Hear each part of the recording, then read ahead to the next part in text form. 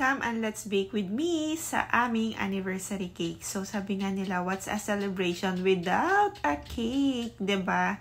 So syempre, every celebration sa family namin, I'll make sure we'll have another version of strawberry cake. Syempre, ito ang favorite namin. So gagawa na naman ako ng kakaibang cake, kakaibang display sa pinaka-toppings natin. And let's start with the base of the cake, and this is the cream cheese. So, prepare natin yung 2 bars of Philadelphia cream cheese, then slice lang natin siya ng maliliit. So, dapat hindi siya frozen. So, na-tow na dapat tong cream cheese nyo kung galing siya sa freezer or sa refrigerator. Itow nyo lang ng saglit sa table para medyo mas lumambot siya. Pero not so lambot naman, yung sobrang melted na.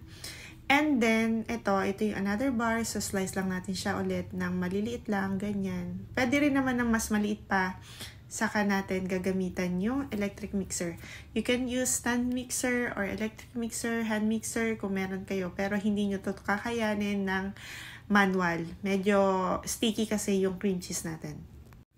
And ito yung isa sa mga favorite na gawin kong cake dito sa bahay. Favorite ni Miggy actually. Lagi siyang nagpapagawa ng cream cheese. Kaya lang medyo pricey kasi parang hindi siya normal na weekly is gagawin siya. So, minsan ginagawa ko lang siya for special occasion or syempre pag may extra budget. Ayun. So, after nga natin ma-slice is mix well lang natin ng hand mixer para maging fine yung texture niya at mawala yung mga buo-buo. And after mixing well, add natin yung sugar.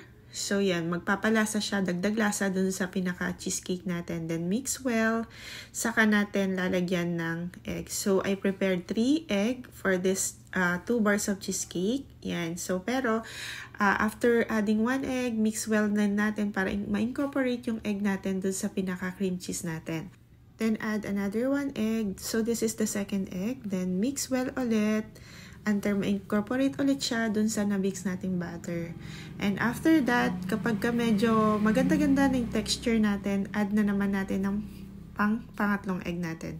So, ayan na siya. So, mix well lang natin hanggang sa maging okay siya. Then, add some vanilla and mix again. So, napakadaming mix. And the secret ingredient, syempre hindi mawawala. Ayan, siya yung magpapasarap dun sa ating cream cheese. So, after nga nyan, imimix ulit natin. Napakadaming mix na nito. Nahilo na yung cream cheese butter natin. And beforehand nga pala is na-prepare ko na itong crushed graham natin na nilagay ko sa pan before I prepared this cream cheese butter. Then, sinalang ko na siya sa oven. And after 1,000 years, char lang. So, ito na siya. Ayan. So, ganun yung method. Paano siya baligtarin? Lagyan mo lang siya ng baking paper sa ibabaw muna. Saka mo siya baligtarin and ilagay dun sa pinaka cake board natin. And naglagay nga pala ako dito ng filling. So, ito is blueberry filling doon bago natin nilagay itong mga slice of strawberry. And I used the Baker's Field gel para ma-coat natin itong mga fruits natin at hindi siya malanta. Pero actually, hindi talaga siya malalanta kasi ang bilis kainin to ng mga anak ko talaga. O at least, di ba, hindi masasayang. Ayun lang. Pero napasubo talaga ako bumili ng gel na yon. Matry lang kahit napakamahal.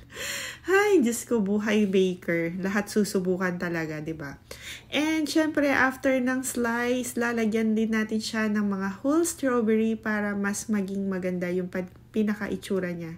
Actually, matakot talaga kami sa strawberry. Favorite namin dito sa bahay yan. And after nyan, syempre, lalagyan natin siya ng chocolate drizzle doon sa ibabaw ng strawberry natin. Para pampaganda, syempre, pampasarap na din. Ayan. So, ito, another version. Gustong-gusto ko talagang gumawa ng ganito. Parang ang saya-saya sa pakiramdam na makagawa ng another version of strawberry cake. Kakaibang design ulit. Ayan. So, after nyan is we'll add this pistachio nuts. So, meron naman kasi ako talagang available na pistachio. So, lalagyan na lang natin siya. Dahil nga, viral na viral itong si pistachio, lalagyan natin siya sa ibabaw nitong strawberry cake natin. Ayan. So, gumamit lang ako dito ng food chopper. So, yan. Saka ko siya dinistribute dito sa ibabaw ng pinaka-cake natin. And, ito na lang masasabi ko talaga. Super satisfied. Sobrang sarap. Iba din naman talaga yung pagkakagawa nito. May another version of strawberry cheesecake. Eto na siya nang matapos. Thank you po sa panonood and happy anniversary nga pala sa asawa ko.